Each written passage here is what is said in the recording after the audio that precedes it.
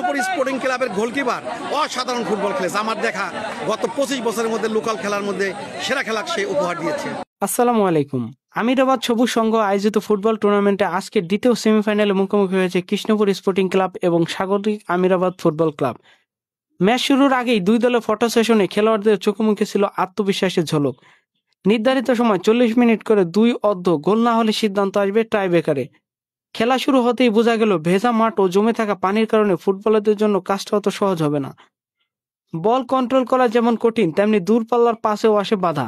তবে home venue আর স্বাগতিক দর্শকদের গর্জনে আমিরাবাদ শুরু থেকে আক্রমণাত্মক। প্রথমার্ধে একের পর এক আক্রমণ করেও তারা গোলের দেখা পায়নি। বিরতিতে দুই দলই ছিল গোল শূন্য। দ্বিতীয়ার্ধে শুরুতেই গোল করে স্বাগতিক আমিরাবাদ। পুরো মাঠ উল্লাসে, মনে হচ্ছিল এই গোলই ম্যাচের ভাগ্য নির্ধারণ করবে। কিন্তু কৃষ্ণপুর হাল ছাড়েনি। গোল খাওয়ার পর নতুন করে প্রাণ ফিরে পায় দলটি।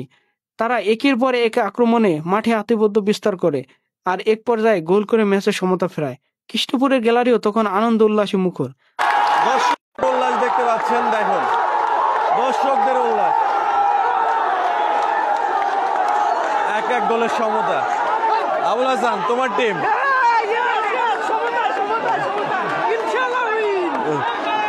আবুল হাসানের টিম। আজকের ম্যাচে কৃষ্ণপুরের দর্শক উপস্থিতি ও সমর্থক ছিল চোখে পড়ার মতন। তবে কৃষ্ণপুরের গোলকিপার একের পর এক বিদ্যুৎ গতিতে স্বাগতিক আমিরাবাদের আক্রমণ ঠেকিয়ে দেয়। বাংলাদেশের ফুটবল এখনো যে কতটা প্রাণবন্ত তা বোঝা যায় এমন লোকাল ম্যাচে। মাঠ খানায় খানায় পূর্ণ, ফাউল, অফসাইড কিংবা রেফারির প্রতিটি সিদ্ধান্তেই দর্শকের প্রতিক্রিয়া ছিল তুমুল। মাঠের পাশেই দেখা যাচ্ছিল অপরূপ সব দৃশ্য, যেন বাংলার রূপ এক প্রেমে ধরা দিচ্ছে। এমনই রূপ দেখে হয়তো কবি জীবনানন্দ দাশ লিখেছিলেন, আমি দেখিয়াছি বাংলার মুখ, তাই আমি পৃথিবীর রূপ খুঁজিতে যাই না আর। ম্যাচের শেষ দিকে আমিরাবাদের একটি গোল অফসাইডে বাতিল হলে উত্তেজনা পারদ যেন আকাশ ছুঁয়ে যায়। স্বাগতিকদের ছিল মানতে না পারার অভিব্যক্তি। নির্ধারিত সময় ম্যাচ গড়ায় টাইব্রেকারে, আর সেই নাটকীয় মুহূর্তগুলো প্রত্যক্ষদর্শী আমরা। ভাই কি মনে হচ্ছে? খেলা খুব হাড্ডাহাড্ডি লড়াই হচ্ছে। প্রথমার্ধে খেলাটা আমিরাবাদ খুব ভালো খেলেছে বলা চলে, কিন্তু সেকেন্ড হাফে এসে শেষের দিকে সেকেন্ড হাফে পরে যদিও আমিরাবাদ 1-0 গোলে এগিয়ে যায়, কিন্তু পরবর্তীতে কৃষ্ণপুর স্পোর্টিং ক্লাব দুর্দান্ত ভাবে খেলায় ফিরে আসে এবং শেষ পর্যন্ত মাঠে খেলার আধিপত্য ওরাই বজায় রেখেছে। এই মুহূর্তে খেলাটা 1-1 গোলে ড্র হলো। বোধহয় রেফারি সাহেব পেনাল্টির আয়োজন করবেন। এটা ভাগ্যের খেলা। এখন খেলোয়াড়দের উপরে কোনো কিছু আছে বলে আমি মনে করি না। যা খেলা হয়ে গেছে, দুই দলই সমান তালে খুব ভালো লড়াই করেছে। বিশেষ করে কৃষ্ণপুর স্পোর্টিং ক্লাবের গোলকিপার অসাধারণ ফুটবল খেলেছে। আমার দেখা গত 25 বছরের মধ্যে লোকাল খেলার মধ্যে সেরা খেলা সে উপহার দিয়েছে। চলুন শুনে নেই বিল্লাল ভাইয়ের কণ্ঠে সেই স্নাইক হুইপ টাইব্রেকার। খেলা এক এক সমতার পরে প্লান্টি শট হচ্ছে কৃষ্ণপুর ভার্সেস আমিরাবাদ। প্রথম শট নেবেন আমিরাবাদের আব্দুল্লাহ। গোল গোল হয়ে গেল প্রথম শট। বাম দিকে ঝাঁপ দিলেন গোলকিপার আব্দুল্লাহ, সোজা শট করলেন, বুদ্ধিমত্তার পরিচয় দিলেন এবং গোল।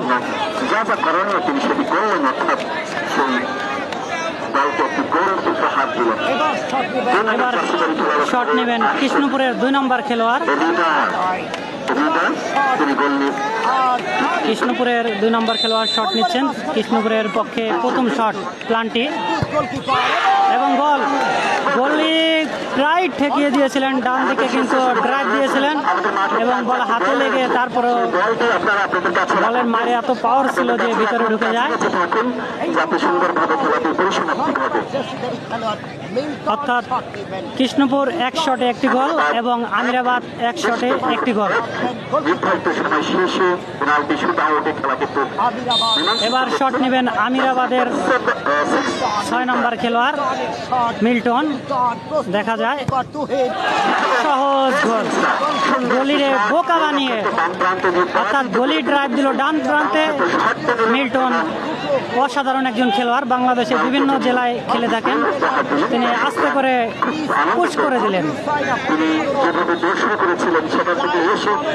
অর্থাৎ আমিরাবাদ 2 শটে 2টি গোল এবং কৃষ্ণপুর 1 শটে 1টি। এবং কৃষ্ণপুরের দ্বিতীয় শট নেবেন 4 নম্বর খেলোয়াড়।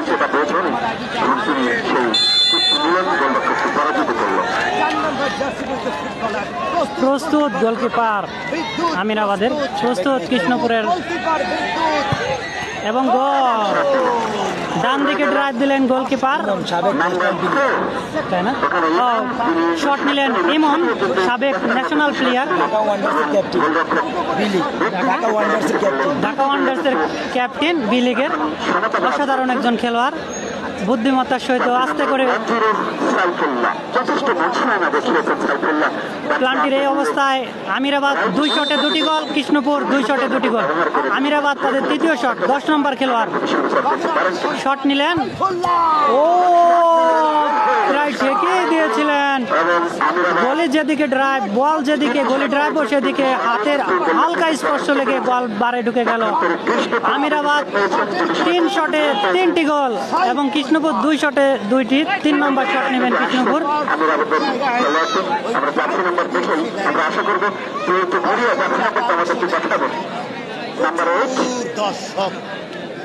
কৃষ্ণপুরের 3 নম্বর শট। আজ কিন্তু হাজার হাজার দর্শক মাঠে। কৃষ্ণপুর তাদের 3 নম্বর শট।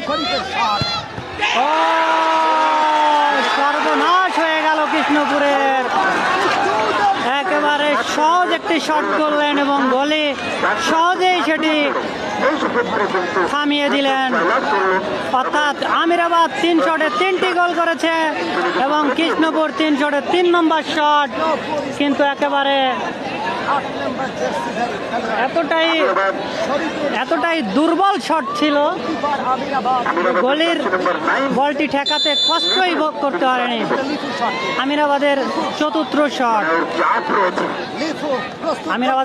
শট, এবং গোল। গোলে বারে লেগে ঢুকে গেল। ভাগ্য সুপ্রসন্ন এই আমিরাবাদের এবং দুর্ভাগ্য কৃষ্ণপুরের। বারে লেগে ঠেকে গেলেই কিন্তু খেলা আবার জমে যেত। আমিরাবাদ 4 শটে 4টি গোল।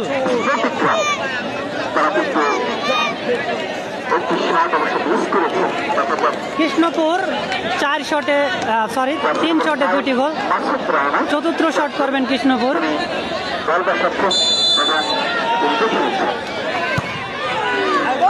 কৃষ্ণপুরের অভিজ্ঞ খেলোয়াড় মাসুদ ভাই, তিনি কিন্তু শট নিলেন এবং গোল দিয়ে দিলেন। 5ম শট আমিরাবাদের, এটি কিন্তু ঠেকাতেই হবে। ম্যাচের টিকে থাকতে হলে এই শটটি কিন্তু ঠেকাতেই হবে। এই শটটি ঠেকিয়ে দিলে কিন্তু খেলা আবার জমে যাবে। দেখা যাক, শট নেবেন নাজমুল, বাংলাদেশের বিভিন্ন জেলায় খেলে থাকেন, অসাধারণ একটা প্লেয়ার। তার শট কিন্তু ক্রিস্টিয়ানো রোনালদোর মতো পাওয়ারফুল শট। পরবর্তী শট নাজমুলের,